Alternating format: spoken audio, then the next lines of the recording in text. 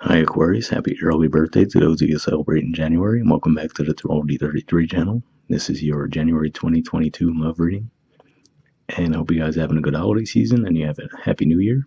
As far as what we have in front of us, for those of you new to the channel, that's what I call the bridge and the gap spread. And the way it works is a look at the past energies, present energies, and future energies between you and your main love interest. Once we get through all that, we actually pull some oracle cards with some additional insight. That's where the bridging the gap dynamic comes into play. And as far as the decks being used, on the left side we have the Lover's Path Tarot, on the right side we have the Tarot Sexual Magic.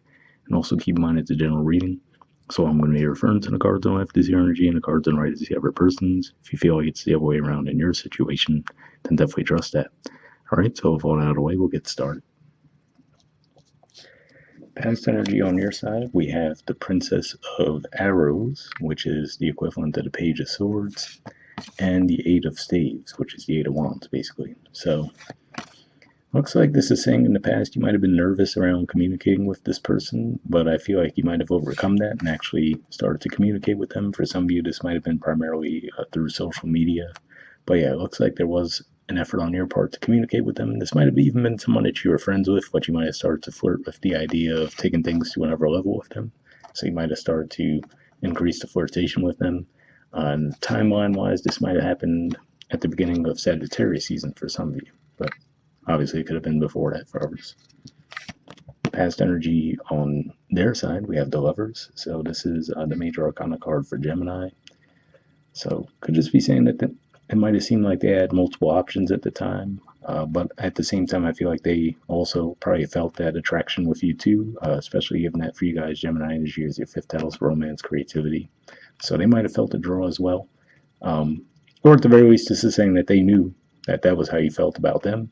But yeah, it looks like the energy that I'm picking up on though is that they might have just been a bit more passive toward the connection than you were. All right.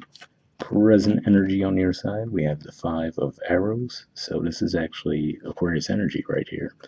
And usually this is an energy that points to engaging in something that you know that no one's really going to come out a winner, but you still do it anyway. And it's a bit counterproductive. And I do like in the artwork for this deck how we see the angel there, and it looks like he's almost abandoning the person, right? Like, okay, well, if you're going to keep doing the whole Five of Swords thing, we're out here. So I would say this would really be a good time to pay attention to any signs and synchronicities that might pop up around you, whether it be in dreams or a song you hear, or something like that, as far as if you're looking for guidance around this connection. And keep in mind, too, we have Venus retrograde right now in your 12th house, and that could bring up sometimes some old wounds and some things that you might need to work on, especially when it's in your 12th house. So that could be what's coming up for you guys to look at as well. But yeah, it looks like there is some potential for one of those possible arguments, really, or maybe even self-sabotage. So just look out for that. All right. Present energy on their side, we have the Three of Wands, Aries energy, and Six of Wands, Leo energy. So really what I'm getting with these two cards, normally I wouldn't necessarily feel this way, but just looking at the spread as a whole so far, I almost feel like this person knows that you're giving them the attention, right? And I feel like they're enjoying getting that attention from you. But I feel like they're almost in that wait and see how much attention Aquarius will actually give me type of energy, you know what I mean? So obviously that, in a way, that's also to me a bit of a Five of Swords energy, right? So that might even be what you pick up on, and that could be why you might actually engage with them in an argument about that, right? So to be fair, just looking at these energies here, I can see where you'd be coming from in that regard. But yeah, that's kind of the energy that I'm picking up on with that, because this Three of Wands energy is usually referred to as waiting for your ships to come in, right? And then that Six of Wands energy is a feeling of being victorious and feeling like you're being celebrated.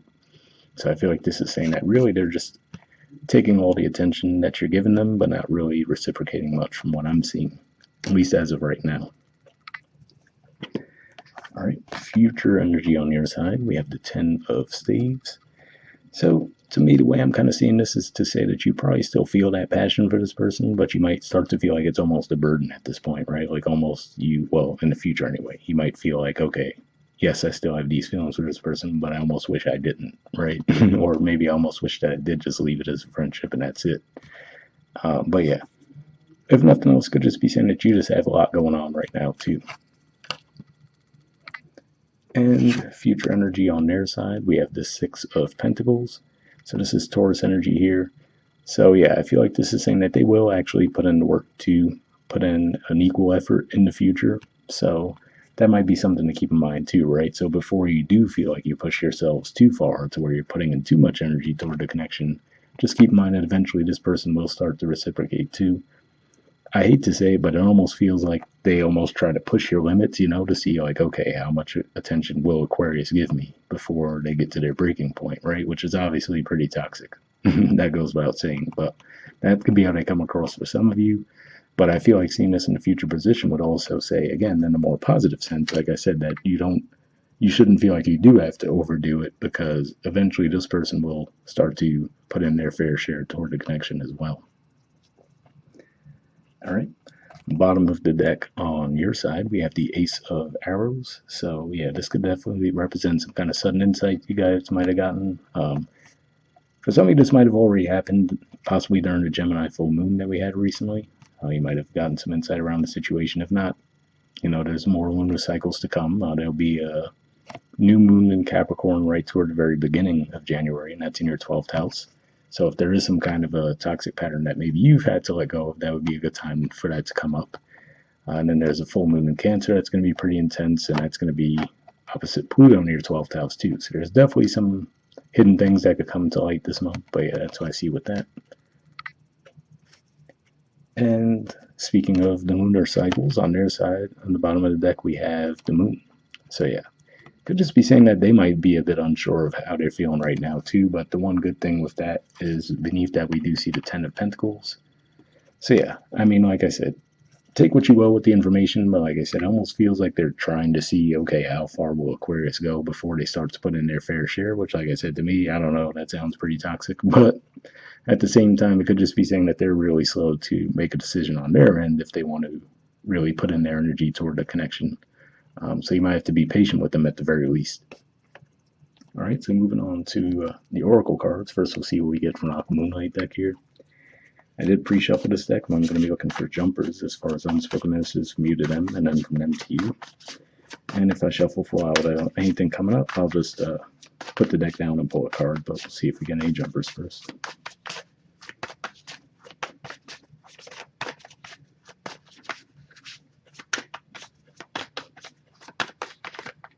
All right, got one there that won't go back in the deck, and next we'll see if we get any from them to you. All right, two on their side, okay. So on your side, we have Foolish. Okay, it says, I feel like an idiot for the choices I've made. I wasn't thinking clearly at the time. Okay, now the only real reason I could see that potentially coming up is because of that Five of Arrows thing that we did talk about. So, again, try to take a deep breath if you are thinking about doing something on your end that could be a bit toxic. But again, like I said, quite frankly, it looks like they might have their own thing going on that could totally bring that out of someone. So I get you on that. But yeah. That's the only reason I would see this coming into play is potentially if you do end up engaging in that Five of Arrows, Five of Swords type energy, and then that blows up. But other than that, I don't necessarily see anything that pointed to you feeling that way coming into it. And on their side, we have Sadness. It says, I feel like I've lost you and I'm not coping well with it.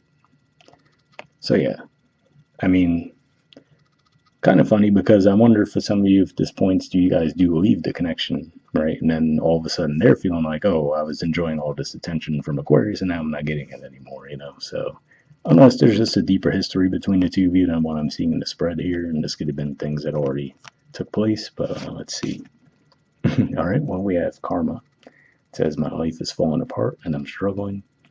So yeah, I mean, if this is something where, like I said, their intentions did seem a bit odd as far as, like I said, it almost seemed like they were going to see how much attention they could get from you before putting in their fair share. So I wonder if that's what does happen for some of you, where you might blow up or just leave the situation, and now they're like, okay, yeah, maybe I pushed it too far, and then they try to come put in their effort. But either way, these are things that can happen during a Venus retrograde, where people look at how they interact when it comes to love. So hopefully they'll learn from that as well.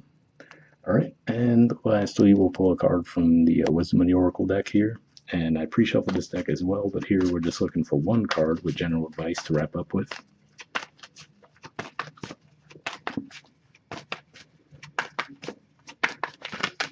Almost have one there.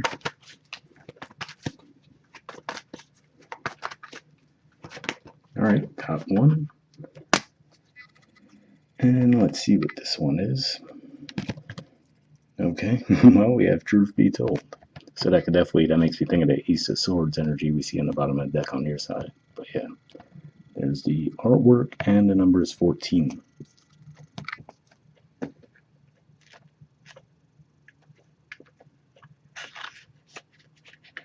Okay, it says honesty, accepting things at face value, coming out of denial, the willingness to be transparent, clarity of communication.